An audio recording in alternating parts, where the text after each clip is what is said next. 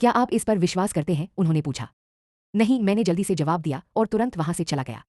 मुझे भागना होगा। मैंने लोगों के ग्रुप से निकलने की कोशिश की। जब मैं थोड़ी देर के लिए दूर गया तो मुझे हवा लगी। वहां युद्ध जैसी गंध आ रही है। अभी तो सुबह है, गोलियों की गंध क्यों आ रही है? क्या तुम ठीक हो? यूरी ने मुझसे पूछा। मुझे पता नहीं था कि वह पहले से ही मेरे करीब था। मैंने उसे दूर रहने को कहा। ओह हाँ, मैं कमरे में वापस जा रहा हूँ, मैंने कहा और जल्दी से चला गया। मैं सच में कमरे में वापस जा रहा हूँ। मैं अपना बैग लेने जा रहा हूँ और क्लास छोड़ना शुरू कर दूंगा। मैं नहीं चाहता। सायन के साथ हमारी डील करो। वह क्या है? लकी।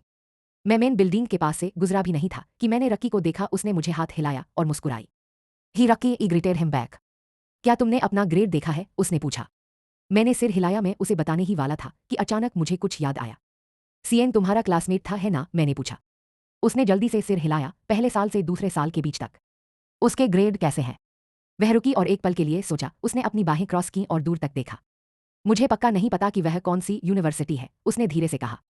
हन, मैं ग्रेड के बारे में पूछ रहा हूँ, यूनिवर्सिटी के बारे में नहीं। मुझे लगता है कि यह हार्वर्ड या ऑक्सफोर्ड है। बस बात यह है कि दोनों में से किसी एक ने उसे एक लेटर भेजा था जिसमें कहा गया था कि वह जा सकता है क्योंकि वह उनकी ज़रूरतें पूरी करता था। फ्री ट्यूशन और घर, यह बताया गया। फिर क्या क्या वह कह रही है कि सायन को कॉलेज स्टूडेंट के तौर पर लिया जा रहा है? वह इतना स्मार्ट है। वह पहले से ही कॉलेज स्टूडेंट के तौर पर क्वालिफाई कर चुका है। उसने पहले के टॉप 1 को भी पीछे छोड़ दिया है। खंडे का कठिनाई बढ़ गई। क्या सायन इतना स्मार्ट है? लेकिन क्या हुआ? पिछली बार वह इतना बुरा क्यों था और स्कूल ने उसके जैसे किसी को क्यों सरने दिया? सेक्शन ई में किसी ने अचानक रकी को फोन किया तो उसने तुरंत अलविदा कहा और चली गई। मैं कमरे में वापस गया। सायन को देखकर पूरी तरह हैरान था। वह इतना स्मार्ट था कि उसे बस एग्जाम देना था। भागने का मेरा प्लान मेरे दिमाग से पहले ही गायब हो चुका था। कमरे में दूसरे स्टूडेंट्स मुझसे पहले ही आ चुका था। जय जय, सीएन ने गुस्से से मुझे पुकारा। मैंने अपना सिर खुजलाया। क्या मैं आपसे फुसफुसाकर बात कर सकता हूँ? उसने मुस्कुराते हुए अपना सिर हिलाया। उसने जोकर को भी पीछे छोड़ दिया। मुस्कान। बताओ, उसने जोर दिया। देखो नहीं। अरे सीएन, क्या तुम जेजे से लड़ रहे हो? कितने गुस्से में पूछा जब उसने देखा कि मैं परेशान हूँ। दूसरे लोग तुरंत हमारे पास आए और पहले से ही उत्सुक थे। क्या मुझे हाँ कहना चाहिए? क्या वह तुम्हारे साथ लड़ रहा है? जे कैलिक्स और उसके दोस्तों ने मुझसे पूछा। मैं जवाब देने ही वाला था लेकिन सीआईएन ने दे दिया। बिल्कुल नहीं, जय जय को अभी कुछ अनाउंस करना है, उसने बेवकूफ की तरह मुस्कुराते हुए उन्हें जवाब दिया। यह तो परेशान करने वाला है। यहां तक कि केफर और यूरी ने भी हमारी तरफ देखा। पूरा सेक्शन ई अनाउंसमेंट का इंतजार कर रहा है मेरा। मैं बस तुम्हें फुसफुसाकर बता दूंगा, मैंने जोर दिया लेकिन वह बेवकूफ नहीं माना। क्या बात है? अगर जेजे नहीं चाहती तो उसे मजबूर मत करो, ईमान ने कहा। हम इस बारे में बात कर रहे हैं। जब मैं 100 साल का हो जाऊंगा तो वह हम सबको बताएगी कि वह किस टाइप का है और उसे किस करेगी। मूर्खों को समझाया। अचानक केफर और यूरी के चेहरे बदल गए। वे बोर हो गए लग रहे थे। बस इतना ही, शर्माओ मत। जे मुझे पता है कि मैं तुम्हारे टाइप की हूं। आगे बढ़ो और मुझे किस करो, रोरी ने इशारा करते हुए कहा। उसके गाल पर। जे, तुम्हें पता है कि मेरे पास पहले से ही मीका है लेकिन अगर तुम जोर देते हो तो आगे बढ़ो और मुझे किस करो, कैलिक्स ने कहा। मेरे सामने पोगींग। तुम्हारा चेहरा कितना सख्त है। साफ है कि यह मैं ही हूं, इसीलिए उसने रेस्टोरेंट में मेरी मदद की थी, है ना? ईमान ने कहा। मोटा मोटा मोटा, तुम बस अपनी लार बर्बाद कर रहे हो। यह मैं हूं, मुझे चुमो बेब, एरेन ने धीरे धीरे ताली बजाते हुए कहा। शर्म आनी चाहिए तुम्हें, तुम दूसरे इंसान से आगे निकल रहे हो। हम जानते हैं कि यह मैं हूं, कितने गुस्से से कहा। जे, क्या यह मैं नहीं हूं? जोश ने खुद की तरफ इशारा करते हुए कहा। जे, ग्रेस चल रही है, बस मान लो मुझे किस मत करो, डेंजेल ने कहा। तुम दिखावटी लोग, बस इसलिए कि तुम खुद को शर्मिंदा ना करो, तुम खुद को मजबूर करोगे। हम जानते हैं कि यह मुझे, एड्रिक्स ने अपनी मसल्स की शेखी बघारते हुए कहा। जय को कुछ ऐसा चाहिए जिससे सिरदर्द न हो, बिल्कुल मेरी तरह, ब्लास्टर ने कहा। जय जय हमेशा मुझे खाना देता है, इसलिए मैं ही हूं, फेलिक्स ने जोर दिया। लड़ो मत, तुम दोनों गलत हो, इसीलिए मैं ही हूं, सीएन ने भी बीच में कहा। तुम बस जेजे को टॉर्चर कर रहे हो, उसे कहने दो कि यह सच में मैं हूं, ड्रू ने कहा। तुम बेवकूफ लग रहे हो, वह तुम्हें कैसे बता सकता है कि यह मैं हूं अगर तुम सब इतने गुस्से में हो, मेयोन पर चिल्लाया। हमारा निंजा क्लासमेट भी निंजा है, वह हमेशा गायब हो जाता है। यह बहुत बढ़िया है, मैंने उनके नाम याद कर लिए हैं। जेजे को बात करने दो, कीफर चिल्लाया। मेरा ध्यान खींचा। हाँ, यूरी चिल्लाया। मैंने उनकी तरफ देखा, मैंने बस अपने माथे पर थप्पड़ मारा। मुझे लगा कि वे हिस्सा नहीं लेंगे लेकिन उनका घमंड उनके घमंड पर भारी पड़ गया। केफर टेबल पर बैठा था और किसी क्लोथिंग लाइन के मॉडल की तरह पोज दे रहा था। यूरी झुक रहा था। वह दीवार के सहारे खड़ा था और उसकी शर्ट खुली हुई थी। वह दूर देख रहा था और उसके होंठ काटे जा रहे थे। वे बात नहीं कर रहे थे लेकिन माहौल पहले से ही तूफान जैसा था। उनके चेहरों की आवाज देखकर मैंने बस अपना सिर हिलाया लेकिन मेरा उन्हें यह बताने का कोई इरादा नहीं था कि मैं किस टाइप का हूं। मैं कुछ समय से इस बारे में सोच रहा था। मैंने एक गहरी सांस ली और उन्हें चुप रहने का इशारा किया। मैं तुम्हें बताता हूं। सिर तुरंत बन गए और सीधे हो गए। मैं थोड़ा पीछे हटा और अपनी टेबल पर बैठ गया। मैंने सिर्फ अपनी उंगली से इशारा किया और वह उस व्यक्ति की ओर इशारा कर रही थी जो इसमें शामिल नहीं हुआ था। अव्यवस्थाएं। उन्होंने कोई रिएक्शन नहीं दिया। मैंने सो रहे डेविड को हल्के से धक्का दिया। जब उसका सिर उठा तो उसने तुरंत मेरी तरफ देखा। जे जे, उसने कहा। मैंने जल्दी से काम किया इससे पहले कि वह फिर से सिर हिला पाता। मैंने तुरंत उसके गाल पर किस किया जिससे उसकी नींद गायब हो गई। यह किस लिए है? उसने पूछा। मैं तुम्हें बाद में समझाऊंगा, मैंने फुसफुसाते हुए कहा। मैं उससे थोड़ा दूर हट गया और इंतजार करने लगा कि वे सब क्या कहेंगे। वे अभी भी डेविड को देख रहे थे, यहां तक कि केफर और यूरी के चेहरों पर भी तब तक कोई रिएक्शन नहीं आया जब तक। शेख डेविड, किसी ने चिल्लाया और वे तुरंत यहां दौड़े। शिट, डेविड चिल्लाया और जल्दी से बच निकला। मैंने ध्यान नहीं दिया कि वह दरवाजे तक पहुंचने और बाहर भागने के लिए कहां कूदा, लेकिन सांपो ने फिर भी हार नहीं मानी और उसका पीछा करते रहे। मैं अकेला रह गया क्योंकि यूरी और केफर भी एक दूसरे का पीछा कर रहे थे। मैं बाद में डेविड से माफी मांगूंगा। मैंने अपने फोन की घंटी सुनी। मैंने तुरंत उसे चेक करने के लिए अपने बैग से निकाला। एक अनजान नंबर से टेक्स्ट मैसेज आया था। से प्लस 639 संदेश, मॉल में आइसक्रीम पार्लर के सामने फव्वारे पर। मुझे पता था कि यह परसी है, इसलिए मुझे पहले वाली अजीब सी फीलिंग वापस आ गई। मैं घर जाना चाहता था। मेरे सवालों का जवाब अब मिल गया है। जेजे का दृष्टिकोण। क्या तुम ठीक हो? सियन ने मुझसे पूछा। मैं ठीक हूं, यह आपका 10वां सवाल है। मैंने उसे जवाब दिया। क्योंकि तुम कुछ समय से बेचैन हो और हमेशा समय देख रहे हो।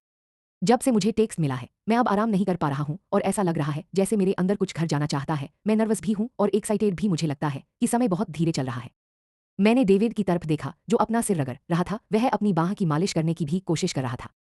डेविड, मैंने उसे आवाज दी। सॉरी है, उन्होंने ही तुम्हें पकड़ा था। कोई बात नहीं, बस मेरे शरीर में थोड़ा दर्द है, उसने मुझे जवाब दिया और मुस्कुराया। मैं अगली बार आपसे बात करूंगा। अचानक सियन मेरी टेबल पर बैठ गया। ये सब बातें किस बारे में हैं? बात मत करो, उसने हमें आदेश दिया। मैंने उसे बुरी नजर से देखा। वे गुलामों की तरह थे। जब वे कमरे में लौटे तो उन्होंने धक्का देने की कोशिश की। डेविड कुर्सी लेकर चला गया। यह उन्हें समझना नहीं चाहता था। अच्छा हुआ कि वह मुझसे नाराज नहीं था। मुझे अब भी उस पर शर्म आ रही थी। जय, बाद में हमारे साथ आओ, किट ने मुझसे कहा। हम आइसक्रीम खाएंगे। आइसक्रीम? मुझे यह चाहिए, मुझे यह सच में चाहिए क्योंकि मुझे एक और जरूरी काम करना है।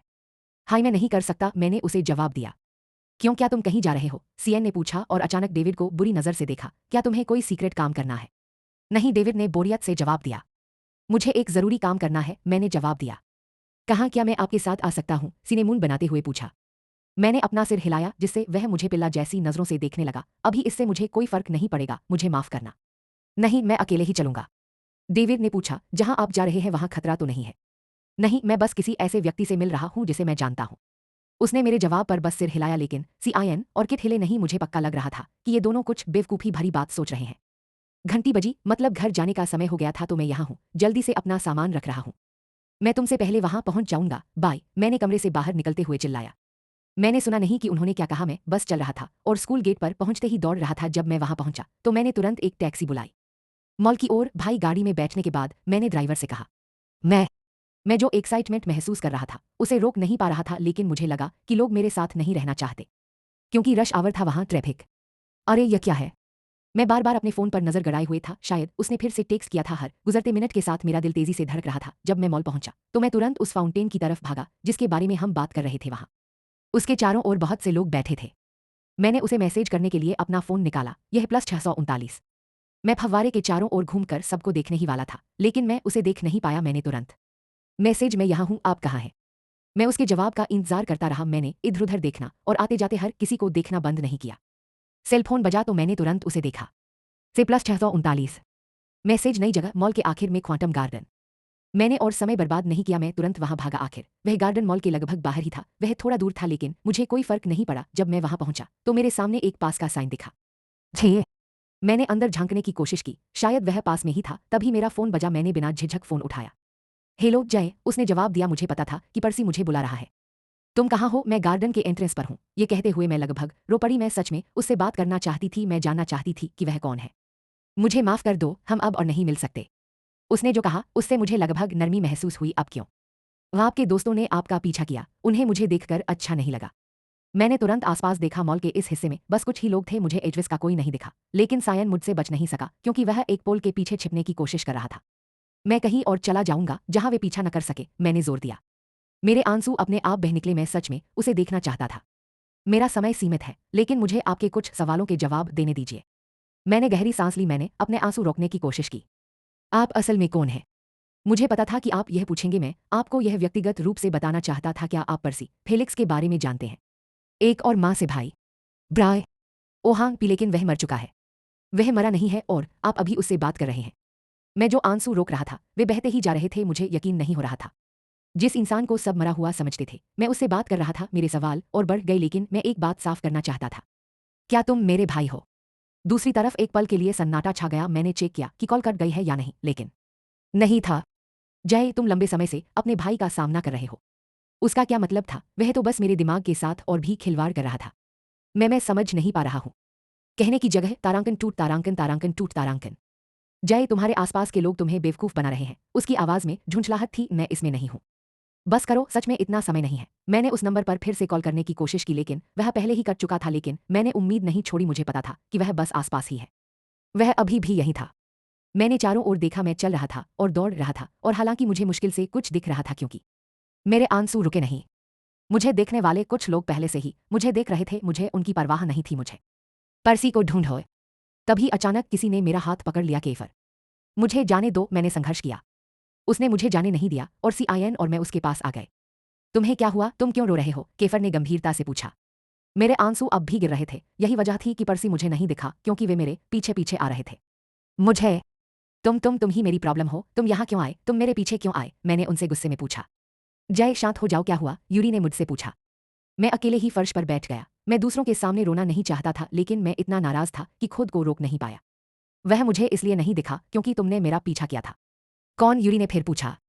मैंने शांत होने की कोशिश की, लेकिन वे जो कर रहे थे उससे मेरी नाराजगी और बढ़ गई। पर्सी, वह मुझे इसलिए नहीं दिखा क्योंकि तुम मेरे पीछे आए थे। वे चुप हो गए और भले ही उन्होंने कुछ नहीं कहा, मुझे पता था कि वे सोच रहे थे। पर्सी कौन है? फेलिक्स ने पूछा। वह तुम्हारा वह सौतेला भाई। मैं यह कहना नहीं चाहता था क्योंकि मुझे पता था कि स्थिति और खराब हो जाएगी, लेकिन मुझे सच में बहुत बुरा लग रहा था। भार्य? जय, वह तो पहले ही मर चुका है। मैंने कीफर की बात बीच में ही काट दी। नहीं नहीं, वह जिंदा है। मैं उसी से बात कर रही हूँ। वह वही है जो हमेशा मेरे लिए आता है। उसकी आंखें नीली हैं। मैंने एक के बाद एक कहा। एड्रिक्स, रोरी, मॉल के CCTV फुटेज की एक कॉपी मांगो। बाकी मॉल में घूमो और हर एग्जिट चेक करो। कीफर ने ऑर्डर दिया। बाकी लोग तुरंत चले गए। फेलिक्स मेरे पास रह गया। यूरी और कीफर भी मेरे पास रह गए।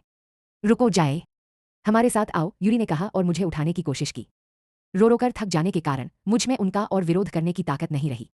मैं बस उनके साथ अकेला चला गया। मुझे पता भी नहीं चला कि हम पार्किंग लॉट में पहुंच गए थे। मुझे केफर की कार में बिठा दिया। मैंने बस खिड़की से बाहर देखा। मुझे नहीं पता था कि हम कहाँ जा रहे हैं। जब तक हम सड़क के किनारे नहीं रुके, आसपास पेड़ थे और पुलिस लाइन भी थी। नीचे, केफर ने आदेश दिया। मैंने ऐसा ही किया और आसपास देखा। हम हाईवे पर एक ऊंची जगह की ओर जा रहे थे। सड़क खड़ी थी और एक्सीडेंट वाली जगह लग रही थी। केफर और फेलिक्स पुलिस लाइन में घुस गए और यूरी भी वैसा ही कर गया। मैं उनके पीछे गया। आसपास अंधेरा था क्योंकि वहां पेड़ थे और मुझे कोई घर नहीं दिख रहा था। हम यहाँ क्या कर रहे हैं? मैंने उनसे पूछा। वे चलते रहे। सड़क ढलान वाली थी, इसलिए मैं धीरे धीरे चला। हम चट्टान के पास रुक गए। यहाँ, फेलिक्स ने कहा, पर्सी की मौत यहीं हुई थी। उसने जो कहा उससे मैं हैरान रह गया। मैंने आसपास देखा और चट्टान कितनी खड़ी थी। जो भी यहाँ गिरेगा, नदी उसी पर गिरेगी, लेकिन पानी कम था, इसलिए मुझे यकीन था कि जो भी यहाँ गिरेगा वह मर जाएगा। 26 जुलाई, 4 साल पहले, यूरी ने आगे कहा। एरीज के हॉस्पिटल से बाहर आने के एक हफ्ते बाद वह अपने दिमाग हमेशा कंफ्यूज रहता है। वह कार चला रहा था। बारिश हो रही थी और सड़क फिसलन भरी थी। पर्सी ने कई बार कहा कि वह अकेले गाड़ी चलाएगा, लेकिन वह नहीं माना जब तक ऐसा नहीं हुआ। यूरी ने आगे कहा। वे अंदर 2 लोग थे। कार नदी में गिरने वाली थी। पर्सी की मदद करने के बजाय वह बाहर निकला और कार को गिरने दिया। कीफर ने दूर देखते हुए कहा। उसकी बॉडी कभी नहीं मिली। उन्होंने कहा कि नदी के तेज बहाव की वजह से वह बह गया होगा। फेलिक्स ने कहा। हमारे मन में कभी यह ख्याल नहीं आया कि वह अभी भी जिंदा है। मुझे समझ नहीं आ रहा था कि क्या कहूं। पर्सी वही था जिसके बारे में वे कह रहे थे कि वह एरीज की वजह से मरा था, लेकिन वहां था कुछ ऐसा जो मुझे समझ नहीं आया। तुम्हें कैसे पता चला कि क्या हुआ? मैंने यूरी और केफर से पूछा। उन दोनों ने मेरी आंखों में देखा। वे सीरियस थे क्योंकि जब यह हुआ तो हम उनके साथ थे। हम भी कार में थे। हम बस लकी थे क्योंकि हम खुद ही बाहर कूद गए। यूरी ने जवाब दिया। केफर ने कहा, यही वह दिन था जब हमारी दोस्ती टूट गई। दोस्ती? क्या वह कह रहा है कि वे दोस्त हुआ करते थे? मुझे लग रहा है कि सब कुछ और कंफ्यूजिंग होता जा रहा है। मेरे सिर में दर्द हो रहा है और मुझे उनकी दी हुई डेट से कुछ याद आ रहा है। 26 जुलाई, एरीज के हॉस्पिटल से छुट्टी मिलने के एक हफ्ते बाद। वो 19 जुलाई था, एरीज के जन्मदिन के कुछ दिन बाद। मेरे और उसके डैड के बीच हुई घटना के कुछ दिन बाद। कुछ दिनों बाद मुझे पता चला कि मेरे साथ कुछ अजीब हो रहा है। इतनी सारी तस्वीरें हैं, लेकिन मुझे सिर्फ एक ही चेहरा दिखता है, पर्सी का चेहरा। माफ करना है ना, मैंने उसकी सारी तस्वीरें छिपा दी हैं, फेलिक्स की मां ने कहा। कोई बात नहीं मां, मैं यहाँ अकेला हूँ, आप दोनों आराम कर सकते हैं, फेलिक्स ने अपनी मां से कहा। वह मुस्कुराई और सिर हिलाया। वह चली गई। हम अभी फेलिक्स के घर पर थे। वे जानना चाहते थे कि क्या हम उसी पर्सी के बारे में बात कर रहे हैं। जब हम यहाँ पहुंचे तो फेलिक्स की मां ने उनकी सारी तस्वीरें निकाल ली। मुझे अचानक शर्मिंदगी महसूस हुई। फेलिक्स ने कहा, पर्सी की मौत के बाद से उनके माता पिता के रिश्ते अच्छे नहीं रहे हैं। वे अलग हो गए। फेलिक्स और उसका परिवार मुश्किल में है, इसलिए अगर उसे स्कॉलरशिप मिलती है तो यह उसके लिए बहुत जरूरी होगा। उन्होंने कहा कि इससे उनकी माँ की समस्या कम हो जाएगी। मैंने उनके दरवाजे पर एक लड़की को देखा, वो झांक कर हमें देख रही थी, उसकी आंखें भी नीली थीं। फेलिक्स वह कौन है? मैंने पूछा। उसने मेरी तरफ देखा और कहा, आह डालिया, पर्सी और मैं बहनें हैं। ऐसा लग रहा था जैसे उसे पर्सी की आंखें विरासत में मिली हों। ये पर्सी के पिता हैं, उन्होंने तस्वीर मेरे सामने नीचे करते हुए कहा। उसके पिता विदेशी हैं, यह मेरे पिता भी नहीं है, इसका मतलब है वह मेरे भाई नहीं है, लेकिन क्यों? क्या मारियानो वही है जिसका वह इस्तेमाल करती है और मेरे भाई के बारे में जानती है? यह दुर्घटना होने से पहले की उनकी आखिरी तस्वीर है। फेलिक्स ने तस्वीर को फिर से जोड़ा और नीचे किया। पर्सी के अभी के लुक में बहुत बड़ा फर्क था। फेलिक्स की पिक्चर में वह थोड़ा पतला था, दिखा रहा था। यही वह पर्सी है जिसे मैंने देखा था, मैंने कहा। तो वह जिंदा है? केफर ने मेरे बगल में बैठते हुए कहा। मैंने जो कहा उससे वह नाराज लग रहा था। मैं उसे दोष नहीं दे सकता, वे दोस्त थे, लेकिन उसने उन्हें एक दूसरे से अलग नहीं होने दिया। पता था कि वह जिंदा है। मुझे समझ नहीं आ रहा, उसने तुम्हें मारियानो के सरनेम से क्यों इंट्रोड्यूस कराया? उसका सरनेम कॉलिंस है, यूरी ने कहा। मैंने अपना सिर हिलाया क्योंकि मुझे भी समझ नहीं आया। हमने बाहर एक कार का हॉर्न सुना। फेलिक्स ने देखा कि वह कौन था। वे वहां हैं, उसने कहा और दरवाजा पूरा खोल दिया। एड्रिक्स और रोरी अंदर आए, उनके हाथ में लैपटॉप थे और उन्होंने उन्हें मेरे सामने रख दिया। एड्रिक्स ने कहा, आप जो भी वीडियो देखेंगे वे सभी उसके बारे में ही होंगे। केफर ने प्ले बटन दबाया। पहला वीडियो जो दिखाया गया वह एक फव्वारे का था। वीडियो में टोपी और पोलो शर्ट पहने एक आदमी घूम रहा था। यही है, एड्रिक्स ने कहा। वह फव्वारे के चारों ओर घूम रहा था और जो नज़ारा उन्हें मिला उससे मैं उसे दौड़ते हुए देख सकता था। फव्वारा, ऐसा लगा कि वह मुझसे मिलने आ रहा है, लेकिन वह अचानक चला गया। वह एक दुकान के सामने रुका और अपने फ़ोन से खेलने लगा। शायद उसी समय उसने मुझे टेक्स्ट किया होगा। वह फिर से चला गया और सीधे एक बेंच पर जाकर बैठ गया। उसकी जगह क्वांटम गार्डन के एंट्रेंस के पास थी। अरे यार, वह पहले मेरी पहुंच में था। उनकी जगह से मैं एक पल के लिए चौंक गया जब मैं दौड़कर एंट्रेंस के पास पहुंचा। बगीचे का। उसने अपना सेलफोन निकाला और किसी को कॉल करने का नाटक किया। ऐसा लगा कि यह हमारे बात करने का समय है। एक समय ऐसा भी आया जब उसने मेरी जगह पर नजर डाली। मैंने वीडियो में कीफर और दूसरों को भी देखा, वे एक कोने में छिपे हुए थे। उसने फोन नीचे रख दिया और साफ था कि वह खुश नहीं था, बहुत ज्यादा गुस्से में। उसने अचानक फोन कूड़ेदान में फेंक दिया और चला गया। मैंने खुद को कहीं भागते हुए देखा। मैंने केफर को भी मेरा पीछा करते देखा, जब तक कि हमारे क्लासमेट एक के बाद एक हमारे पास आने नहीं लगे। वीडियो का व्यू बदल गया और वे लोग दिखने लगे जिन्हें हम देख रहे थे। वह वहीं था, उन्हें देख रहा था उत्सुकता से। मुझे इस बात का पक्का पता तब चला जब वह सीसीटीवी कैमरे के सामने था और टोपी और पोलो शर्ट पहने हुए था। जाने से पहले कैमरा हमें यह कूड़ेदान में मिला, रोरी ने कहा, और कीफर को उसकी जेब में रखा फोन दे दिया। यह वही फोन लग रहा था जिससे पर्सी मुझसे बात करता था, लेकिन अगर उसने इसे फेंक दिया होता तो वह कैसे मुझे फिर से कॉल या टेक्स्ट करे? इसका कोई मतलब नहीं है, केफर ने कहा। जब वह वापस आता है तो वह जेजे से ही बात क्यों करता है? उसे जानता तक नहीं है। फिर भी एरीज ने कभी उसके बारे में कुछ नहीं बताया। मुझे भी यही समझ नहीं आ रहा है, वह मुझसे क्यों बात कर रहा है, या फिर मैं ही वह पहला व्यक्ति क्यों हूं जिससे वह बात कर रहा है? दृष्टिकोण। जब तक, यूरी ने कहा और मेरी तरफ देखा, जब तक वह कुछ करने की कोशिश न कर रहा हो। कीफर और फेलिक्स ने भी मेरी तरफ देखा, रोरी और एड्रिक्स ने भी। मुझे समझ नहीं आ रहा कि वे क्या कर रहे हैं। इनका क्यों? वह एरी से बदला लेने के लिए तुम्हारा इस्तेमाल कर सकता है, यूरी ने साफ किया। गमै, वह ऐसा क्यों करेगा? मैंने बस अपने हाथों से अपने बालों में कंघी की जो आंसू मैं रोक रही थी, वे फिर से गिरने लगे। अचानक केफर ने मेरा फोन ले लिया। मैंने उसे वापस लेने की कोशिश की, लेकिन उसने मुझे बुरी नजर से देखा। यह मेरा फोन है, मुझे पता है, मुझे बस कुछ चेक करना है, उसने गुस्से में जवाब दिया। मुझे नहीं पता था कि वह क्या देख रहा था, लेकिन उसने एड्रिक्स को मेरा फोन दे दिया। हमें पक्का नहीं पता कि पर्सी का प्लान क्या है, लेकिन जे तुम्हें हमारी बात माननी होगी, यूरी ने कहा। मैंने उन सबको देखा। आपको पर्सी के साथ अपनी बातचीत के बारे में हमें सब कुछ बताना होगा। आपने उसे पहली बार कब देखा था? और अगर आपको कुछ भी नजर आए, केफर ने कहा। तारांकन, अगर वह आपसे दोबारा संपर्क करता है तो आपको हमें यह भी बताना होगा, यूरी ने कहा। अगर आप उसे पहले की तरह फिर से देखते हैं तो आपको हमें बताना होगा, लेकिन अगर मैंने ऐसा किया तो हो सकता है कि वह दोबारा मेरे पास ना आए। मुझे उससे बहुत कुछ पूछना है, मैं सोच सोच कर थक गया हूं, ऐसी चीजों के बारे में जिनका कोई आधार नहीं है, लेकिन मुझे उनकी बात माननी होगी। क्या होगा अगर वे सही हो? क्या होगा अगर वह मुझसे बदला लेना चाहता है, जो एरीज ने उसके साथ किया, और मैं ही वह हूं जिसका वह इस्तेमाल करना चाहता है? मैंने उन्हें हल्के से सिर हिलाया। हमने कुछ देर बात की कि हमें क्या करना चाहिए, फिर भी उन्होंने मुझे बहुत ऑर्डर दिए। हाई, मैं डालिया को देखे बिना नहीं रह सका। वह लगातार हमें देख रही थी। उसने सच में पर्सी का ध्यान खींचा। मैं केफर को पता चले बिना उसके पास गया। हाय, मैंने उसे नमस्ते किया। उसने कोई जवाब नहीं दिया, वह बस मेरी तरफ देखती रही। उसने एक पल के लिए फेलिक्स की तरफ देखा, जो अभी भी बात कर रहा था। भाई ने कहा है कि उन पर भरोसा मत करो, उसने फुसफुसा कर मुझसे कहा। हो गए? फेलिक्स ने कहा। मैंने पूछा, फेलिक्स ऐसा क्यों कहेगा? डालिया ने जल्दी से अपना सिर हिलाया और मेरे करीब आ गई। वह मेरा भाई नहीं है, उसने फिर फुसफुसाते हुए कहा। यह पर्सी है। क्या उसने खुद को अपने भाई को दिखाया? यह पर्सी है, तुमने उसे कब देखा? मैंने उससे धीरे से पूछा। उसने कुछ नहीं कहा। उसने फिर फेलिक्स की तरफ देखा और अचानक भाग गई। मुझे केफर को बताए बिना उसका पीछा करना पड़ा। हम घर के डर्टी किचन में पहुंचे। यह पीछे की तरफ और लॉन्ड्री रूम के बगल में था। मैंने डालिया को ढूंढने के लिए इधर उधर देखा, लेकिन पीछे से एक हाथ ने मुझे गले लगा लिया और मेरा मुंह बंद कर दिया। मैंने विरोध करने की कोशिश की, लेकिन उसने तुरंत मुझे खींच लिया और जबरदस्ती छोटे से बाथरूम में ले गया। उसने मेरा मुंह बंद रखते हुए मुझे दीवार से सटा दिया। तभी मुझे पता चला कि वह कौन था। ऐसे ऐसे ऐसे जय है शायद। मैंने जल्दी से सिर हिलाया, जिससे उसने मुझे छोड़ दिया और तुरंत मुझे कसकर गले लगा लिया। बीपर से। ओह बकवास, मैं तुम्हें देखे बिना नहीं रह सकता, उसने मुझसे फुसफुसाते हुए कहा। मैं कंफ्यूज था कि वह क्या कर रहा है, लेकिन मैं फिर भी इसके बारे में सोचूंगा। मैं अब उसका सामना ऐसे कर रहा हूं जैसे मैं चाहता था। उसने मुझे गले से छुड़ाया और मेरा चेहरा अपनी ओर कर लिया। माफ करना अगर मुझे उनसे छिपना पड़े, उसने धीरे से कहा। क्या हो रहा है? तुम उन्हें खुद को क्यों नहीं दिखा रहे हो? मैंने फुसफुसाया। हमें अपनी आवाज धीमी करनी पड़ी। बाथरूम छोटा था और हमारी आवाजें गूंज रही थी। अभी आप इसे नहीं समझेंगे, लेकिन मैं आपसे वादा करता हूं, एक बार सब कुछ तय हो जाने के बाद मैं उनसे बात करूंगा और समझाऊंगा। मुझे समझ नहीं आ रहा था कि पहले क्या कहूं। मेरे मन में सवाल उलझे हुए थे। पीपरसी, क्या यह सच है? ए सीरीज है तारांकन। यह बहुत लंबी कहानी है जय, लेकिन कभी यह मत सोचना कि मैं एरीज से बदला ले रहा हूं। मैं ऐसा नहीं हूं। मैं केफर जैसा नहीं, केफर जैसा नहीं। मैं कंफ्यूज हूं। मेरे पास आपके लिए बहुत सारे सवाल हैं। हम कब ठीक से बात कर सकते हैं? मैं लगभग रो पड़ा। उसने मेरे गाल को छुआ और मुझे ध्यान से देखा।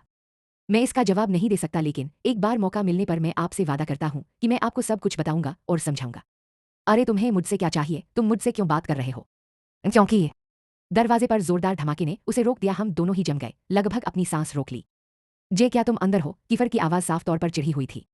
मैंने पर्सी की तरफ देखा। उसका मुंह ऐसे खुला जैसे बोलने के लिए हो, लेकिन बिना आवाज के भी मैं साफ साफ समझ गया। उसने कहा, मुझे जाना है। उसने जल्दी से मेरा माथा चूमा। वह टॉयलेट पर गया और धीरे से सीलिंग पैनल को खोला। वह ऊपर चढ़ा और उसे फिर से बंद करने से पहले उसने मेरी तरफ देखा और मुस्कुराने की कोशिश की। जब वह बंद हो गया तो मैंने आखिरकार बाथरूम का दरवाजा खोला और वहां गुस्से में कीफर खड़ा था। तुम वहां क्या कर रहे थे? सो रहा हूं, मैंने मजाक करने की कोशिश की। उसकी भौहें और भी सिकुड़ गईं। ठीक है, मैं बाथरूम में और क्या कर रहा होता? बेशक, मैंने पेशाब किया था, मैंने जवाब दिया और उसके पास से गुजर गया। वह मेरे पीछे पीछे आया। उसकी घूरती नजरें हर कदम पर मुझे गाली दे रही थीं। हम लिविंग रूम में वापस आए जहां बाकी लोग थे। मैंने डालिया को देखा, जिसने मुझे चुप रहने का इशारा किया और भाग गई। मैं समझ गई कि उसका क्या मतलब है। मैं उनसे कुछ नहीं कहूंगी। देरता हुआ।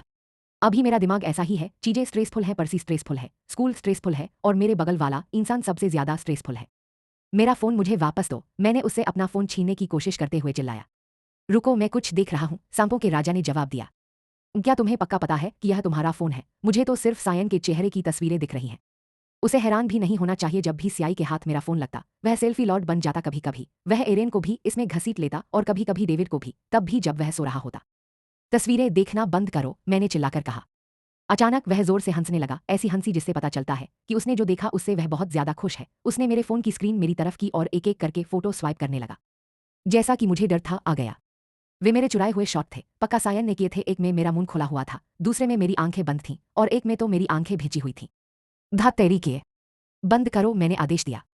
उसने अपना फोन निकाला और कुछ दबाया। मुझे नहीं पता कि उस समय कीफर के शरीर में किस आत्मा ने कब्जा कर लिया था। उसने सायन को सीट से लात मारी और खुद नीचे बैठ गया। जब भी मैं अपने फोन पर नजर डालता, वे भी झांक रहा होता था। मैं पर्सी के कारण हुए तनाव से उबर भी नहीं पाया था और अब यह आदमी उसे और बढ़ा रहा है। मैंने चुपके से देखने की कोशिश की कि वह बेवकूफ क्या कर रहा था। बकवास। वह मेरी तस्वीरें अपने फोन में ट्रांसफर कर रहा था। मैंने तुरंत अपना फोन वापस ले लिया। अरे यह बदतमीजी है, केफर मुझ पर चिल्लाया। मैंने उसे इग्नोर किया और अपना फोन चेक किया। रुको, यह मेरा नहीं है। यह सच में मेरा फोन नहीं था, क्योंकि मेरे वॉलपेपर पर पक्का एला और कीफर की तस्वीर नहीं थी। मैंने जल्दी से उसे फोन वापस दे दिया और अपना असली फोन ले लिया। हमेशा चीजें छीनते रहते हैं, वह बड़बड़ाया। मैंने उसे फिर से इग्नोर कर दिया। उसका वॉलपेपर ही काफी इरिटेटिंग था। मुझे नहीं पता कि असली वजह यही है, लेकिन मैं बहुत गुस्से में था। तभी सर एल्विन आ गए। मुझे लगा कि यह आदमी आखिरकार सायन की सीट छोड़ देगा, लेकिन वह बेशर्म आदमी बस और भी फैल गया। मैं उसके बगल में नहीं बैठना चाहता। वहां बहुत सी सीटें खाली थीं, लेकिन मैं हिलना नहीं चाहता था, क्योंकि मुझे पता था कि वह वैसे भी मेरे पीछे आएगा। मैंने पीछे देखा और कीफर की पुरानी सीट खाली देखी। बिना सोचे समझे मैं उठ खड़ा हुआ और वहां चला गया। यूरी, जो सीट के बगल में बैठा था, ने देखा। थोड़ा हैरान हुआ। तुम क्यों हिले? उसने पूछा। मैं वहां नहीं रहना चाहता, कीफर बहुत परेशान करने वाला है, मैंने फुसफुसाते हुए कहा। सच कहूं तो मुझे भी यहां नहीं बैठना चाहिए था। मुझे उन दोनों से दूरी बनाकर रखनी चाहिए थी। दूर रहो। मैं क्या करूं? वे मेरे करीब आते जा रहे हैं, दोनों बहुत परेशान हो रहे हैं। मुझे उनकी मौजूदगी का एहसास हो रहा था। जब मैंने ऊपर देखा तो मुझे एहसास हुआ कि केफर और मैं दो टेबल के पार एक दूसरे के ठीक सामने थे। वह जहां बैठा था वहां से मुझे साफ साफ देख सकता था। तभी अचानक कोई मेरे पास आकर बैठ गया। मुझे लगा कि यह हमेशा की तरह परेशान करने वालों में से कोई है, लेकिन नहीं, यह वही था जो उन सबसे अलग था। राजा खुद। मैं उठकर फिर से सीट बदलने ही वाला था, लेकिन केफर ने मेरा हाथ पकड़ लिया और मुझे रोक दिया। बस वहीं रुको, उसने कहा। मैं तुम्हारे बगल में नहीं बैठना चाहता। रसा। उफ, फिर से वही परेशान करने वाली TSS आवाज आई, बहुत परेशान करने वाली। क्लास अनाउंसमेंट, सर एल्विन ने आवाज लगाई और मुझे वापस बैठने पर मजबूर किया। हेमिल्टन हमें बुला रहा है, उन्होंने एक बुकलेट लहराते हुए कहा। तो जो लोग वहां एनरोल करना चाहते हैं वे अपनी जरूरतें तैयार कर लें। मैंने यूरी को धक्का दिया जो अपने नोट्स पढ़ने में व्यस्त थी। मैंने पूछा, हेमिल्टन यूनिवर्सिटी में क्या चल रहा है? उन्होंने समझाया, यह सालाना विजिट है, वे स्टूडेंट्स को यह दिखाने के लिए ऐसा करते हैं कि उनकी यूनिवर्सिटी क्या क्या ऑफर करती है। असल में कोशिश कर रहे हैं छात्रों को भर्ती करने के लिए। वाह, ये तो बहुत बढ़िया है, वह यूनिवर्सिटी जरूर सुपर फैंसी होगी। तो फिर क्या होगा? उन्होंने कहा, यूनिवर्सिटी की सुविधाओं का टूर है, उनके पास गेम्स, प्राइज और फ्रीबीज हैं। जो लोग एनरोल करना चाहते हैं वे उनकी ज़रूरतें भी मानते हैं। यह बहुत बढ़िया है, शायद वे अकेले हैं जो ऐसा करते हैं, दूसरे स्कूलों में ऐसा कुछ नहीं है। यह उनका स्कूल तो बहुत बढ़िया लगता है, मैंने कहा। मुझे लगता है कि 4 और स्कूल हमें बुलाएंगे, मुझे बस यह नहीं पता कि कब। और भी हैं, ये सभी स्कूल पैसे से लदे होंगे। सर एल्विन ने फॉर्म देते हुए कहा, बस यह पक्का कर लें कि आपके गार्जियन वेवर पर साइन कर दें ताकि आप शामिल हो सके। क्योंकि टीटा घर पर नहीं है, इसलिए कुया एंजेलो को मेरे लिए साइन करना होगा। ऐसा नहीं है कि वह मना करेगा, वह मान जाएगा। दूर। सर ने क्लास शुरू की और माहौल बहुत अजीब लगा क्योंकि मेरे दोनों तरफ सिर्फ कीरम कौरे थे। यूरी पूरी तरह से पढ़ाई कर रहा था जबकि कीफर लेटा हुआ था और सोने ही वाला था, मैं नहीं था। गलत, उसने अपनी आंखें पूरी तरह से बंद कर ली थीं। मैंने हल्के से यूरी को कोहनी मारी और केफर की तरफ इशारा किया। उसने उलूपोंग के राजा को देखकर बस अपना सिर हिलाया, फिर उसने उसके बैग में हाथ डाला और मुझे कुछ दिया। एक मार कर। यह तुम्हारा मौका है, उसने फुसफुसाते हुए कहा। मैं हिचकिचाया, अगर यह बदमाश जाग गया तो शायद वह पागल हो जाएगा। मैं नहीं चाहता, वह मुझसे नाराज हो सकता है। वह ऐसा नहीं करेगा, मैं तुम्हारे साथ हूं। सच कहूं तो उसके चेहरे पर डूडल बनाने का लालच बहुत ज्यादा था, उसकी आंखें कसकर बंद थीं, पूरी तरह से गहरी नींद में खोया हुआ। मैंने मार कर लिया और धीरे धीरे उसके पास गया, हंसी रोकने के लिए अपने होंठ काटते हुए। मैंने ध्यान से उसकी मूछें बनाईं, फिर मैंने उसकी भौहों को मोटा किया और स्ट्रॉ हेड जैसा निशान भी बनाया।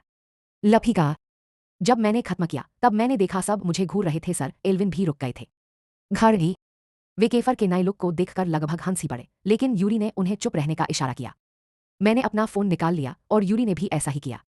हमने उसकी तस्वीरें लीं और जल्दी से अपनी सीटों पर लौट आए। तभी वह अचानक हिल गया, हम चुप हो गए, ऐसे बर्ताव करने लगे जैसे कुछ हुआ ही ना हो। यहां तक कि सर एल्विन ने भी अचानक पढ़ाना फिर से शुरू कर दिया। हंसी रोकना बहुत मुश्किल था। हे। क्या कुछ हुआ? केफर ने हमसे पूछा। यूरी और मैंने सिर हिलाया और अपनी हंसी रोकने की कोशिश की। दूसरे स्टूडेंट्स भी, उन्हें अपनी हंसी रोकने में मुश्किल हो रही है। उसे जरूर कुछ गड़बड़ महसूस हुई होगी क्योंकि उसकी भौहें सिकुड़ गईं। अरे तुमने क्या किया? केफर ने मुझसे नाराज होकर पूछा। तुम मुझसे क्यों पूछ रहे हो? क्योंकि तुम मेरे बगल में हो। मैं उसके चेहरे को ज्यादा देर तक नहीं देख सका। मैंने जो किया उसकी वजह से मुझे हंसी आ रही थी, काश मैंने झुर्रियां और बढ़ा दी होती। उसके माथे पर भी। मुझे जवाब दो, उसने मांग की। मैंने बस अपना सिर हिलाया, अपना मुंह ढक लिया। 1 सेकंड और मैं अपना आपा खो दूंगा। अचानक उसे अपनी ही सांस सूंघने की आवाज आई। शायद उसे लगा कि मैं किसी बुरी गंध पर रिएक्ट कर रहा हूं। जब उसे कुछ समझ नहीं आया तो उसने कमरे में चारों ओर घूरा। सर एल्विन भी अपना मुंह ढक रहे थे, हंसने से बचने की कोशिश कर रहे थे। पूरी क्लास नजरें मिलाने से बच रही थी, लेकिन सच उनके चेहरों पर साफ दिख रहा था। तुमने कुछ किया है, कीफर ने मुझ पर आरोप लगाया। मैं हंसना बंद नहीं कर सका। मैं उसकी शक्ल देखकर हंसते हंसते अपनी कुर्सी से गिर ही गया था। मैं टेबल से भी टकरा गया। कुछ बार। हा हा हा हा हा हा, सॉरी, मैंने अपना पेट पकड़ते हुए कहा। सर एल्विन और यूरी भी खुद को रोक नहीं पाए, बाकी लोग भी एक के बाद एक हंसने लगे। अन्याय। मैंने केफर की तरफ देखा, वह लाल हो गया था और साफ तौर पर नाराज था। तुम क्योंकि हा हा हा हा हा हा, मैं इसमें कुछ नहीं कर सकता। हा हा हा हा हा, मैंने चुटकी लेने की कोशिश करते हुए कहा। मेरा पेट हंसते हंसते खराब हो गया। उस बेवकूफ को शायद एहसास हो गया होगा कि हम उसके चेहरे पर हंस रहे हैं। उसने अपना फोन उठाया और फ्रंट कैमरे से खुद को चेक किया। उसका चेहरा गुस्से से पूरी तरह लाल हो गया। तुम्हारे बेटे, आह, वह मुझ पर चिल्लाया। हमारी हंसी और तेज हो गई। उसने अपने चेहरे पर लगी चीज हटाने की कोशिश की, लेकिन क्योंकि वह परमानेंट थी, मारकर इसके लिए गुड लक। की इस चीज को हटाओ, उसने मुझे आदेश दिया। इसे बाथरूम में धो लो, मैंने चिल्लाकर कहा। तुम्हें इसके लिए पैसे देने होंगे। मैं बस उस पर हंसा, फिर उसने अचानक मेरे डेस्क से मारकर उठा लिया। मुझे मौका भी नहीं मिला कुछ भी कहने के लिए। अचानक यूरी ने मुझे पीछे से पकड़ लिया। अरे तुम लोग क्या कर रहे हो? मैंने सिर्फ यूरी को हंसते हुए सुना। केफर मेरे पास आया और तुरंत मेरा जबड़ा पकड़ लिया। नहीं, मैं चिल्लाया। केफर ने मेरे चेहरे पर ड्राइंग बनाना शुरू किया। उसने मुझे मूछें दी, मेरी आंखों पर गोला बनाया और मेरे माथे पर कुछ लिखा जिसे मैं समझ नहीं पाया। जब उसने अपना काम पूरा कर लिया तो वे बेवकूफ फिर से जोर से हंसने लगे। सर एल्विन भी जोर जोर से हंस रहे थे। यूरी ने मुझे छोड़ दिया तो मैंने जल्दी से अपना फोन उठाया और फ्रंट कैमरे में खुद को चेक किया। तुम एक बिगड़ैल बच्चे हो, मैंने केफर पर चिल्लाया। उसने मेरे माथे पर बूब्स रख दिए। तुम बेवकूफ हो। मैंने यूरी की जोर से हंसी सुनी तो मैंने उसे बुरी तरह घूरा। तुम गद्दार हो, मैंने गुस्से में कहा, लेकिन वह फिर मुझ पर हंसने लगा। मैंने केफर का टेबल पर फेंका हुआ मारकर उठाया और उसके चेहरे पर कुछ बनाने की कोशिश की, लेकिन वह मुझे रोकता रहा। मैं बस उसके चेहरे पर कुछ अजीब सी बातें ही बना पाई। बस बहुत हो गया, चलो क्लास में वापस चलते हैं, सर एल्विन ने कहा तो मैं रुक गया। मैंने अपनी बाहें क्रॉस की, पीछे झुकी और बोर्ड को घूरा। मैं ऐसे घर कैसे जाऊं? यह सब यूरी की गलती है। जे का दृष्टिकोण। थैंक्स जे, मैं तुम्हें तुरंत पैसे वापस कर दूंगा, प्रॉमिस, रू ने मुझसे कहा। मैंने जवाब दिया, जब आप कर सकें तो मुझे पैसे वापस कर देना।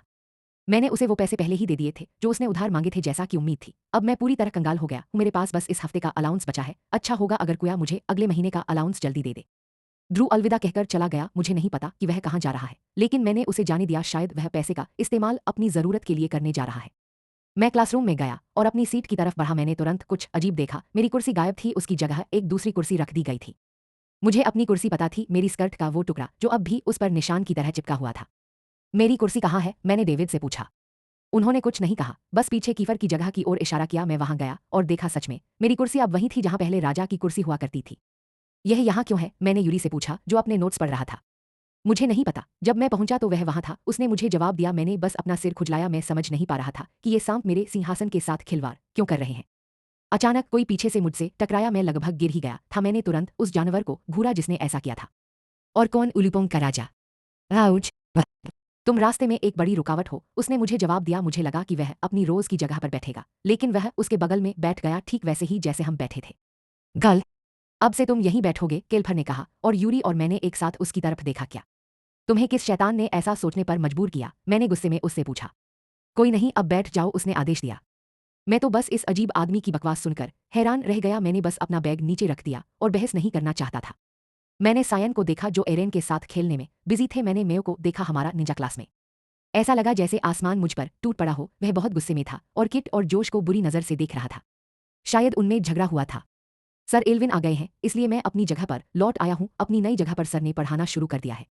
कई बार मैंने कीफर की तरफ देखा, मुझे लगा कि शायद वह फिर से सो जाएगा, लेकिन जाहिर है उस बेवकूफ ने अपना सबक सीख लिया था। वह पूरी तरह जागा हुआ था और मुझे घूर रहा था, जैसे कि मैं उसके साथ कुछ कर रहा हूं। अपनी पुरानी जगह पर सायन और मैं चुपके से डेविड के साथ मस्ती करते और उसे चिढ़ाते थे, लेकिन यहाँ या तो मैं कीफर की मौत भरी नजरों से मारा जा रहा हूं या यूरी मुझे नजरअंदाज कर रहा है, जो पढ़ाई में बहुत बिजी है। वह मेहनती है।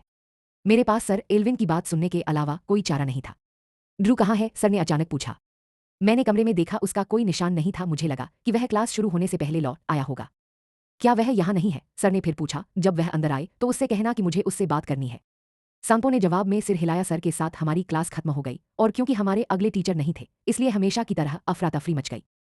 मैं बस खाली जगह में देख रहा था, तभी मैंने कुछ दिलचस्प और ध्यान खींचने वाली बात सुनी। वह ड्रू शायद जुए के अड्डे पर है, बस देखते रहो, किसी ने कहा। जुआ? क्या उस लड़के ने जुआ खेलने के लिए क्लास छोड़ी थी? उस बेवकूफ ने मुझसे पैसे उधार लिए थे। मुझे मत बताना कि उसने उनका इस्तेमाल जुआ खेलने के लिए किया। अगर ऐसा है तो मैं उसका गला घोंट दूंगा। अरे नहीं, बिल्कुल नहीं। क्या तुम्हें किसी से कोई प्रॉब्लम है? यूरी ने मुझसे पूछा। उसने जरूर देखा होगा कि मैं गुस्सा हो रहा था। यह सब इसलिए हुआ क्योंकि मैंने कुछ सुन लिया था। कुछ नहीं, मैं बस कुछ सोच रहा था। क्या यह पर्सी के बारे में है? यूरी ने सीधे पूछा। सच तो यह है कि मैं पर्सी के बारे में सोचने से खुद को हटाने की बहुत कोशिश कर रहा हूं। मुझे लगता है कि इसमें थोड़ा समय लगेगा। इससे पहले कि वह मुझसे दोबारा संपर्क करे, मैंने अपना सिर हिलाया और अपने क्लासमेट्स की ओर देखा। ओह पर्सी, तुम्हें मुझसे सच में क्या चाहिए? अचानक मेरा फोन बजा और क्योंकि मेरे दिमाग में पर्सी का ही ख्याल था, मैंने जल्दी से फोन उठा लिया, इस उम्मीद में कि वही फोन कर रहा होगा। मैंने जवाब देते हुए कहा, हेलो। उहम्मद जय, साथ दूसरी तरफ से जवाब आया।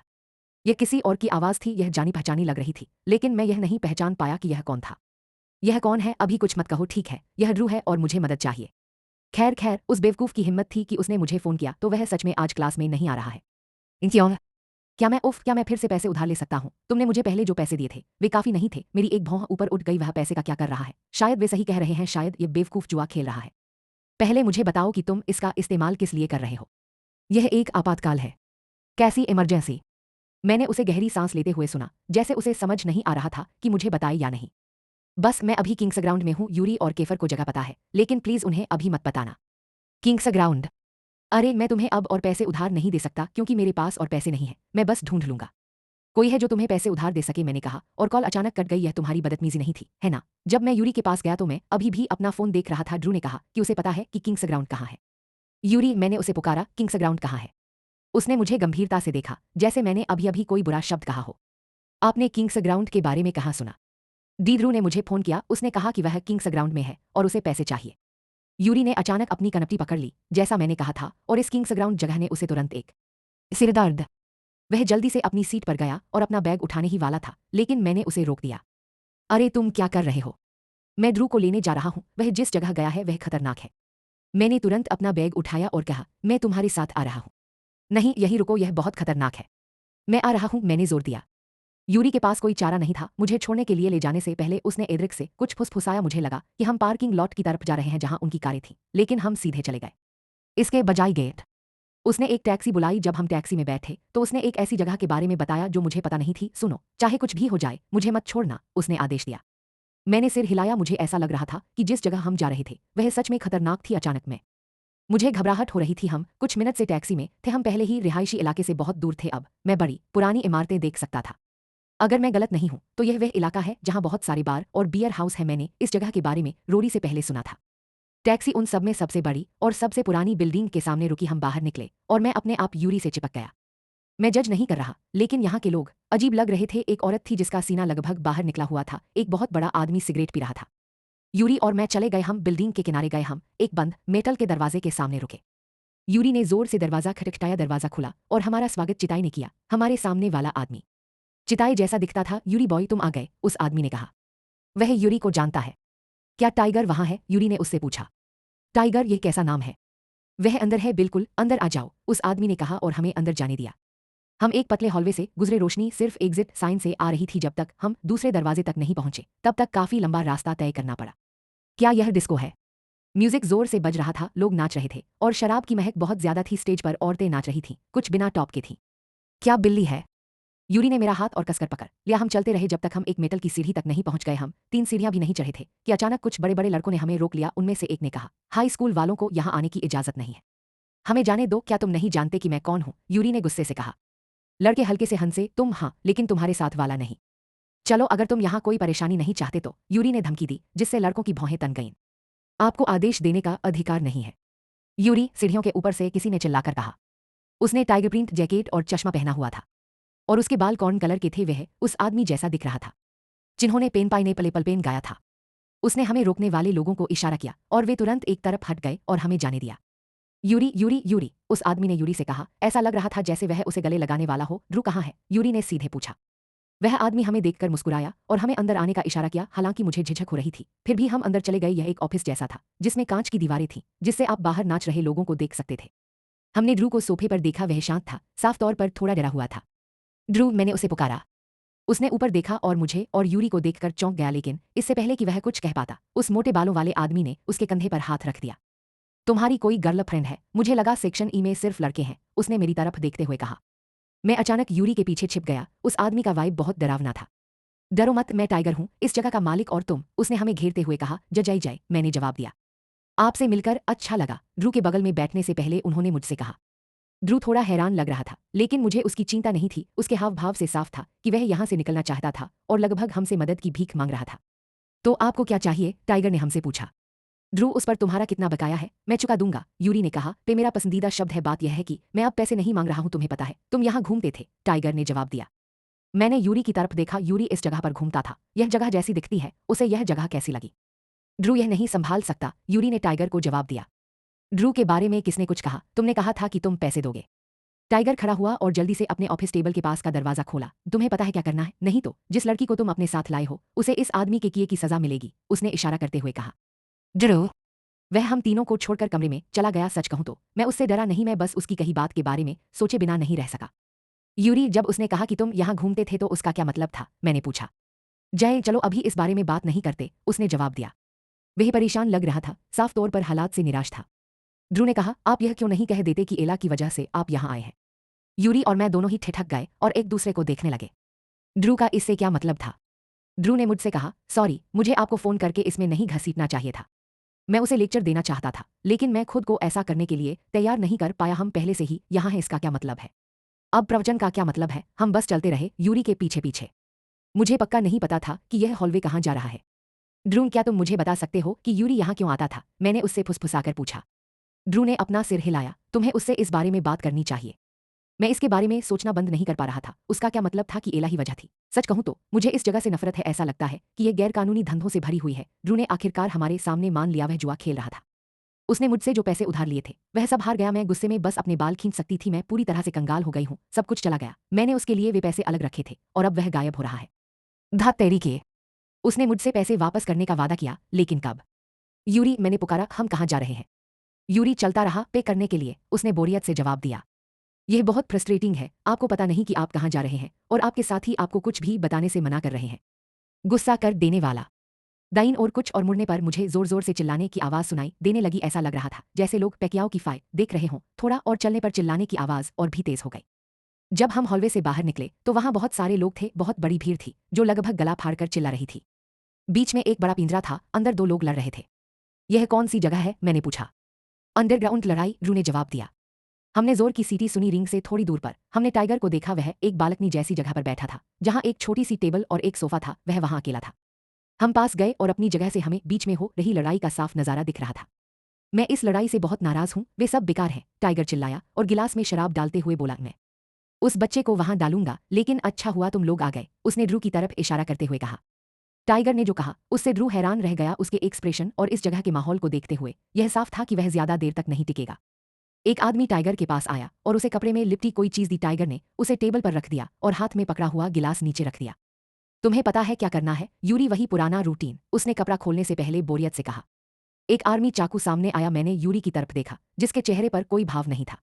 आर्मी चाकू किस लिए है? टाइगर ने कहा। उस लड़ाई के बाद अगला नंबर तुम्हारा है।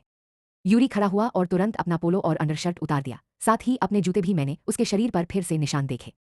उसने चाकू पकड़ा और उसे अपने हाथ में घुमाया जैसे उसे पता हो कि इसका इस्तेमाल कैसे करना है। ड्रू और मैं पीछे हट गए। ऐसा लगा जैसे ब्लेड पकड़ते ही वह एक अलग इंसान बन गया। जो हो रहा था उससे मैं बहुत कंफ्यूज था। हमारी तरफ मुड़ने से पहले उसने चल रही लड़ाई पर एक नजर डाली। उसकी आंखें साफ तौर पर गुजारिश कर रही थीं, मैं सब कुछ समझा दूंगा, लेकिन प्लीज मुझे जज मत करना। यूरी ने ड्रू की तरफ देखते हुए कहा। उसे अपने पास रखो। सुरक्षित। वह हमसे दूर चला गया और बड़े पिंजरे की ओर चला गया। मैं उसे देख नहीं पाया क्योंकि भीड़। जय जय, टाइगर ने मुझे आवाज दी और अपने बगल वाले सोफे पर बैठने का इशारा किया। यूरी की लड़ाई शुरू होने से पहले चलो थोड़ी बात करते हैं। मैं नहीं चाहता था। मैं उसके आसपास कंफर्टेबल नहीं था। सिर्फ उसकी शक्ल से ही वह भरोसे के लायक नहीं लगता था। पहले पीपाप गाओ। लेकिन मुझे उस सोफे पर बैठने के लिए मजबूर किया गया जिसकी ओर उसने इशारा किया था। मैं किसी और के इलाके में था और मैं कोई सीन नहीं बनाना चाहता था और भीड़ का खतरा नहीं उठाना चाहता था। तुम यूरी से कहाँ मिले थे? उसने पूछा। वे मेरे क्लासमेट हैं। मैं भी सेक्शन ई में हूँ। वह थोड़ा हंसा। क्या इत्तेफाक है कि मैं भी उस स्कूल में सेक्शन ई में था। मैं माइकल एंजेलो फर्नांडीज का क्लासमेट था। इसी तरह मैं यूरी और दूसरों से मिला। वह कुया का क्लासमेट था, लेकिन उनकी उम्र में बहुत ज्यादा अंतर लगता है। आप कैसे मिले? हम वे हमेशा एंजेलो के पीछे पीछे चलते थे। वे चार थे, हालांकि मैं उनके नाम भूल गया। फिर जब उस बेवकूफ ने कॉलेज से ग्रेजुएशन किया तो उसने अपने छोटे छोटे फॉलोअर्स पीछे छोड़ दिए, उसने जल्दी से जवाब दिया। मुझे नहीं पता था कि वह कुया से नाराज था या नहीं। मैं और पूछने में हिचकिचा रहा था। मुझे डर था कि कहीं उसे पता न चल जाए कि मुझे कुया की कहानी में बहुत ज्यादा दिलचस्पी है। क्या इसीलिए यूरी यहाँ आने लगा था? मैंने हिचकिचाते हुए पूछा। टाइगर ने सिर हिलाया। यूरी पहले से ही यहाँ केफर के साथ घूम रहा था। मैं जिस तरह की घूमने की बात कर रहा हूँ वह यही है, उसने हमारी तरफ इशारा करते हुए कहा। क्या उसका मतलब था कि यूरी अंडरग्राउंड फाइट्स में शामिल हो गया? शिट, क्या इसीलिए उसे चाकू चलाना आता है और उसके ये निशान? मैं उलझन में हूँ। उसने अपनी ड्रिंक का एक घूंट लिया। ऊपर वाला डिस्को वह उनकी पसंदीदा हैंगआउट स्पॉट थी, खासकर कीपरमैन। वह आदमी मुसीबतों को अपनी ओर खींचता था। वह किसी से भी लड़ाई कर लेता था। आप अकेले नहीं हैं, मैं आपको समझता हूँ, उन्होंने कहा। जहां तक मुझे पता है उसकी एक गर्लफ्रेंड बन गई, फिर उसने यहाँ आना बंद कर दिया। यह वह समय रहा होगा जब वह एला के साथ था, इसलिए वह आखिरकार एक अच्छे लड़के की तरह व्यवहार कर सकता है। फिर यूरी, वह बस अपना आपा खो बैठा। मैंने उसे बाहर लड़ाई करते देखा। जब हमने उससे पूछा कि क्या गलत, वह जवाब नहीं देता था जब तक उसने नहीं कहा कि वह किंग्स ग्राउंड ज्वाइन करने जा रहा है। उसने अपनी शराब का एक घूंट लिया। मैंने इसकी इजाजत नहीं दी। वह बहुत छोटा था। अगर वह वहां गया तो उसका भी हाल मेरी तरह हो सकता है। रास्ता, लेकिन वह नहीं माना और बस यही हुआ। मैंने उसे पिंजरे के अंदर पाया, मेरे एक साथी से लड़ रहा था। कम क्षमता का व्यक्ति या समूह। अगर एला के साथ रहने के बाद कीपर ने यहाँ आना बंद कर दिया तो यूरी ही पीछे रह गया, क्योंकि शिट। मुझे लगता है कि अब मुझे समझ आने लगा है। उस समय यूरी एला को लेकर बहुत दुखी था। एला की वजह से ही वह यहाँ घूमने लगा था। अचानक चिल्लाने की आवाज तेज हो गई जिससे हम बड़े पिंजरे की तरफ मुड़ गए। लड़ाई खत्म हो गई थी। अगला यूरी था। मैं चिंता किए बिना नहीं रह सका। भले ही यूरी लड़ना जानता हो, लेकिन आप कभी पक्का नहीं कह सकते। यूरी पिंजरे में घुसा, उसके हाथ में टाइगर का दिया हुआ चाकू था, उसका अपोनेंट भी अंदर आया, और मैं मानता हूं उन दोनों में बहुत बड़ा फर्क था, यूरी का अपोनेंट उससे कहीं ज्यादा बड़ा था। ओह है मेरे भगवान! घंटी बजी और यूरी और उसका विरोधी तुरंत अपनी जगह पर आ गए, वे एक दूसरे का चक्कर लगाकर एक दूसरे को देखते रहे, यह देखने के लिए कि पहला कदम कौन उठाएगा। यूरी का दृष्टिकोण। पिछली बार जब मैं यहाँ आया था तो मेरा सामना उस आखिरी इंसान से हुआ जिसकी मुझे उम्मीद थी। गेफर। मेरी दुनिया टूटकर बिखर गई। मुझे नहीं पता कि मैं उस समय क्या कर रहा था, मैं खुद नहीं था। जब एला ने केफर को चुना तो ऐसा लगा जैसे मेरा उस समय मैं बस इतना जानता था कि उन्हें मुझे नहीं देखना चाहिए। मैं एला से प्यार करता था, मैं चाहता था कि वह खुश रहे, और मैं नहीं चाहता था कि वह अब मेरे बारे में सोचे। सच में बहुत दर्द हुआ, दर्द इतना तेज था कि मैं बस मरना चाहता था, लेकिन मैं इतना कमजोर नहीं हूं, मैं कभी नहीं। दर्द को मेरे लिए फैसला करने दो। मैं जो दर्द महसूस कर रहा था उससे छुटकारा पाना चाहता था, आगे बढ़ूं। मुझे ऐसा नहीं लगा, लेकिन मेरे लिए सबसे तेज तरीका था किसी और तरह का दर्द महसूस करना। दर्द बनाम दर्द। मुझे यही सही लगा, मुझे यही सबसे तेज तरीका लगा। मुझे लगा कि इसी से उसके लिए मेरी फीलिंग्स खत्म हो जाएंगी, लेकिन मैं गलत था। एला के लिए मेरी फीलिंग्स खत्म करने के लिए बस एक लड़की काफी थी, और वह लड़की अभी मुझे देख रही है, उसकी आंखें चिंता से भरी हुई हैं। जाई जाए। अगर पहले मैं यहाँ दर्द महसूस करने, अपनी सारी चोट और गुस्सा बाहर निकालने, खुद को झोंक देने के लिए लड़ता था, अब मैं उसके लिए लड़ रही हूं। मैं उसे बचाने के लिए, यह पक्का करने के लिए कि वह सुरक्षित है, और जो मैं उसके लिए महसूस करती हूं उसके लिए लड़ रही हूं, और मैं बिल्कुल नहीं हारूंगा। जे का दृष्टिकोण। मैं पागल हुआ जा रहा हूं। यूरी और उसके दुश्मन के चाकू के हर वार से मेरा दिल बैठ जाता है, यह बहुत ज्यादा जबरदस्त है। यूरी ने कर दिखाया, ड्रू ने मेरे पास कहा। मुझे पता है कि वह बस मेरी चिंता कम करने की कोशिश कर रहा है, लेकिन यह कैसे काम करेगा जब वह खुद भी घबराहट से कांप रहा हो। उसे रहने दो, यूरी स्मार्ट है, उसे पता है कि वह क्या कर रहा है, टाइगर ने कहा। फिर भी लानत है, वे चाकुओं से लड़ रहे हैं, जरा जरा सोचे, हाथापाई भी काफी डरावनी होती है। ये तो छोड़ ही दीजिए। मैं चिल्लाया जब यूरी के सीने पर चाकू लगा। ऐसा लगा कि यह सिर्फ खरोंच जैसा था, क्योंकि वह ज्यादा नहीं हिला, लेकिन फिर भी खून था।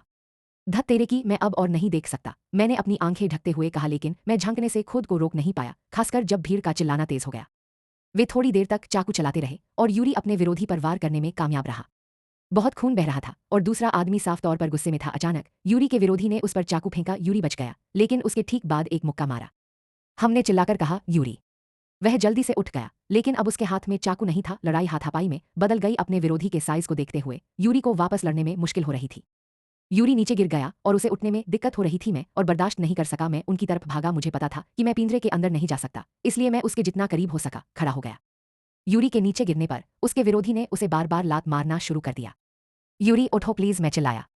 मुझे नहीं पता था कि वह मुझे सुन पा रहा है या नहीं, लेकिन मैंने चिल्लाना बंद नहीं किया। यूरी कृपया। मैं उसे पुकारता रहा, पता नहीं क्यों मेरी आंखों से आंसू बहने लगे, हर चीख के साथ चेहरा। ऐसा नहीं हो सकता, ऐसा नहीं हो सकता, प्लीज उठ जाओ। मुझे लगा कि यूरी वहीं मर जाएगा, मुझे लगा कि वह उठेगा नहीं, मुझे लगा कि हम उसे खो देंगे। रोना बंद करो, तुम्हें डराने के लिए माफ करना, यूरी ने मेरे आंसू पोंछते हुए कहा। लड़ाई खत्म होने के बाद भी मैं रो रही थी, मैं खुद को रोक नहीं पा रही थी, मैं उसके घावों पर दवा लगा रही थी, उसकी बातों को अनदेखा कर रही थी। मैंने तुम्हें सुना, तुम्हारी चीखें, तुम्हारी विनती और तुम्हारा मेरा नाम पुकारना, उसने मुस्कुराते हुए कहा। मैंने उसे एक नजर देखा और फिर अपने काम पर लग गया। चिल्लाने की वजह से मेरी आवाज लगभग चली गई थी, और उसका ध्यान खींचने के लिए मैं जो कुछ भी कर सकता था उस पर मारने से मेरी हथेलियां दुख रही थीं।